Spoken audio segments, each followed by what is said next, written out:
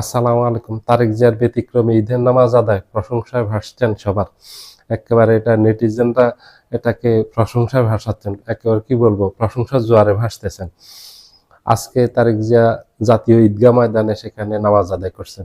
এখানে আমরা সব সময় দেখে আসছি ভিআইপি যারা আছেন ওনারা এই নামাজ আদায় করেন। এখানে প্রেসিডেন্ট, প্রধানমন্ত্রী, মন্ত্রী, তিন বাহিনীর প্রধান, সামরিক উচ্চপদস্থ কর্মকর্তা যারা আছেন ওনারা, সচিব, এক কথা হলো এলিট শ্রেণী যারা আছেন শিল্পপতি, ওনারা ওখানে নামাজ আদায় করেন। তো এখানে যেহেতু দেশের সকল ভিআইপি নামাজ আদায় করেন, ওখানে ব্যবস্থাও থাকে খুবই ভিআইপি ব্যবস্থা, খুবই রাজকীয় ব্যবস্থা থাকে। ওখানে চেয়ার থাকে নামাজ আদায় করার জন্য, খুব হাইফাই চেয়ার, সাধারণ চেয়ার না, এবং সোফা থাকে, যার যেটা পছন্দ সেখানে বসে নামাজ আদায় করেন। সেইভাবে আগের থেকে ব্যবস্থা করা হয়।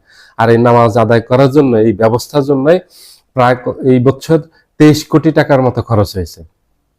তো বুঝতে পারেন এটা কোনো সাধারণভাবে আয়োজন করা হয়নি ওখানে নামাজের। ওখানে ভিআইপিরা নামাজ আদায় করবে, এই নিরাপত্তা ব্যবস্থা সেইভাবে ভিআইপি নিরাপত্তা ব্যবস্থা থাকে, যেহেতু রাষ্ট্রের সবাই গুরুত্বপূর্ণ। ঠিক সেখানে সবাই চেয়ারে বসছেন, সোফায় বসছেন, তারেক জিয়া উনি মাটিতে বসে নামাজ আদায় করছেন। এটা খুব প্রশংসিত হচ্ছে এবং এটা প্রশংসার দাবিও রাখে। এটা একটা খুব প্রশংসনীয় কাজ করছেন উনি। ওনার এক পাশে প্রেসিডেন্ট চেয়ারে বসে উনি নামাজ আদায় করতেছেন, আর এক পাশে মির্জা ফখরুল ইসলাম আলমগীর উনিও চেয়ারে বসে নামাজ আদায় করছেন। আরো কয়েকজন আমলা মন্ত্রীকে দেখা গেছে ওনারা আশপাশে এবং পিছনে চেয়ারে বসে নামাজ আদায় করছেন। শুধু তারেক জিয়া মাটিতে বসে সাধারণভাবে আমরা যেভাবে নামাজ আদায় করি ওইভাবে নামাজ আদায় করছেন, ওইভাবে ঈদের নামাজটা পড়ছেন। প্রশংসিত হচ্ছে। উনি ক্ষমতায় আসার পর আরো দুইটা জিনিসে প্রশংসিত হয়েছে এখন পর্যন্ত। একটা হলেন উনি যে প্রধানমন্ত্রীর গাড়ি ব্যবহার করেন ওটাতে উনি ফ্ল্যাগ ব্যবহার করেন না, ফ্ল্যাগ ছাড়াই উনি ব্যবহার করেন। দ্বিতীয় হলো উনি যখন সচিবালয়ে আসেন, ওনার কার্যালয়ে যান অথবা অন্যদিকে মুভ করেন, তখন রাস্তাঘাটে ব্লক করে দেওয়া হয় না। আগে আমরা দেখেছি, যেটা দেখে অভ্যস্ত সবসময়, যে যখনই মন্ত্রীরা যান, প্রধানমন্ত্রী যান, তখন যে রোড দিয়ে যাবেন সেই রোড বন্ধ করে দেওয়া হয়। ফলে কি হয়, ঢাকা শহরে একটা রোড বন্ধ করলে পুরো ঢাকা শহর জ্যাম লেগে যায়, পুরো ঢাকা শহরে জ্যাম হয়ে যায়। ঘন্টার পর ঘন্টা মানুষ জ্যামে বসে থাকে, মানুষ কষ্ট পায়, মানুষের সময় নষ্ট হয়, অফিস আদালতে যেতে পারে না, যারা স্কুল কলেজে যায় তাদের কষ্ট হয়, অথবা ছুটির সময় হলে এই বাসায় ফিরতে কষ্ট হয়, অফিস আদালত ছুটির সময় হলে বাসায় ফিরতে তাদেরও কষ্ট হয়, সবার একটা কষ্ট হয়, সবাই ভোগান্তিতে পড়েন। তো তারেক রহমান এখানে ব্যতিক্রম। উনি যখন মুভ করেন তখন উনি নির্দেশ দিয়ে দিয়েছেন ওনার জন্য যেন ভিআইপি কোনো ব্যবস্থা রাখা না হয়, রাস্তাতে কোনো রাস্তা যেন ব্লক করা না হয়। উনি যদি রাস্তা জ্যাম থাকে তাহলে উনিও এই জ্যামের ভিতর দিয়ে যাবেন, উনি জ্যামে বসে থাকবেন। তো এটাও প্রশংসিত হয়েছে।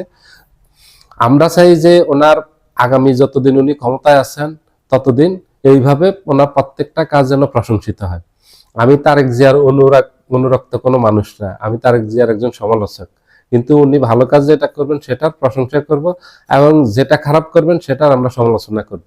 এটা আমাদের অধিকার আছে, একজন নাগরিক হিসেবে এটা আমার অধিকার আছে। আমরা চাই প্রত্যেকটা কাজ প্রশংসিত হোক, উনি ভালো কাজ করেন, উনি যেন সুশাসন ফিরিয়ে আনেন। আমাদের এখানে যেন কোনো ধরনের ঘুষ দুর্নীতি যেন না হয়, লোপাট যেন না হয়। এখান থেকে ঘুষ দুর্নীতি করে, অর্থ লোপাট করে যেন বিদেশে আবার বেগম পাড়া তৈরি না হয়, নতুন নতুন বেগম পাড়া যেন তৈরি না হয়, এগুলি বন্ধ করতে হবে। প্রশাসনকে ঘুষ দুর্নীতি মুক্ত করতে হবে। 2 নম্বর যেটা করতে হবে, সন্ত্রাস, চাঁদাবাজি, টেন্ডারবাজি, দখলবাজি, নৈরাজ্য, এগুলি বন্ধ করতে হবে। কারণ এগুলি বিএনপিকে অনেক ভুগিয়েছে। 24-এর 5 আগস্টের পর থেকে 12 ফেব্রুয়ারির নির্বাচনের আগ পর্যন্ত বিএনপি চাঁদাবাজি, সন্ত্রাসের জন্য সবচেয়ে বেশি ভুগছে, বেশি কষ্ট পেয়েছে। বিএনপির টেনশনের জায়গা ছিল এটাকে মুক্ত রাখতে হবে। কারণ 24-এর 5 আগস্ট থেকে নির্বাচনের আগ পর্যন্ত বিএনপির নেতাকর্মীরা সারা বাংলাদেশে 300 নেতাকর্মী নাই হয়ে গেছে, এই চাঁদাবাজির টাকা নিয়ে, ভাগাভাগি নিয়ে এগুলি হয়েছে। এগুলি মানুষ আর দেখতে চায় না, কারণ গত 17 বছর শেখ হাসিনার সময় মানুষ এই সন্ত্রাসী কার্যকলাপ দেখে, চাঁদাবাজি, টেন্ডারবাজি, দখলবাজি, এগুলি দেখে মানুষ বিরক্ত। তারপরে বিএনপির উপর নির্বাচনের আগে বিরক্ত হয়ে গেছে। এগুলি অত দ্রুত এইসব সন্ত্রাসীদের বিরুদ্ধে, এইসব চাঁদাবাজদের বিরুদ্ধে ব্যবস্থা নিতে হবে। কোনো ধরনের ছাড় তাদেরকে দেওয়া যাবে না। এবং সাদাবাজির নামে সমঝোতা এগুলি বলা যাবে না।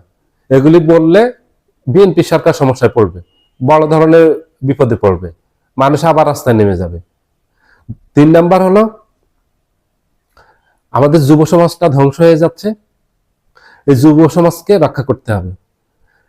এই ইয়াবা, পেনিসিডিল, গাঁজা, আইস, এলএসডি বিভিন্ন ধরনের নেশা আসক্ত হয়েছে, এই মাদক নির্মূল করতে হবে। এটাতে কঠিন পদক্ষেপ নিতে হবে সরকারকে। এই মাদক নির্মূল যদি না করে তাহলে আমাদের যুব সমাজ ধ্বংস হয়ে যাবে। এই যুব সমাজই তো আমাদের ভবিষ্যতে এই দেশের নেতৃত্ব দিবে। এই নেতৃত্ব যদি ধ্বংস হয়ে যায় তাহলে দেশের নেতৃত্ব দিব কে? এই দেশে তো ধ্বংস হয়ে যাবে, দেশ শেষ হয়ে যাবে। এই যুব সমাজকে বাঁচাতে হবে, এই যুব সমাজকে রক্ষা করতে হবে, ভবিষ্যতের আমাদের স্বপ্নকে বাঁচিয়ে রাখতে হবে।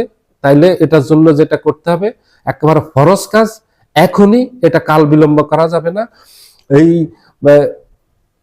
মাদক দ্রব্যর বিরুদ্ধে কঠোর পদক্ষেপ নিতে হবে। এই মাদক দ্রব্য যেসব রুট দিয়ে বাংলাদেশে প্রবেশ করে সব বন্ধ করে দিতে হবে এবং এটার সাথে যারা জড়িত তাদের বিরুদ্ধে কঠিন পদক্ষেপ নিতে হবে। এখনই সাহসী অভিযান চালাতে হবে, এগুলি নির্মূল করে দিতে হবে। মাদক দ্রব্যের কারবারি যারা আছে সবগুলিকে নির্মূল করে দিতে হবে।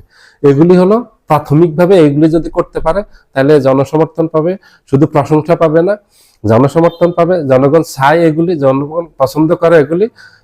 ঘুষ দুর্নীতি মুক্ত দেশ চায়, সন্ত্রাস চাঁদাবাজ মুক্ত সমাজ চায় এবং এই মাদক মুক্ত যুব সমাজ চায়। এই যুব সমাজকে রক্ষা করতে হবে। তাইলে বিএনপি দীর্ঘ সময় ক্ষমতায় থাকতে পারে, কোনো সমস্যা নেই। সবাই ভালো থাকবেন। আল্লাহ হাফিজ।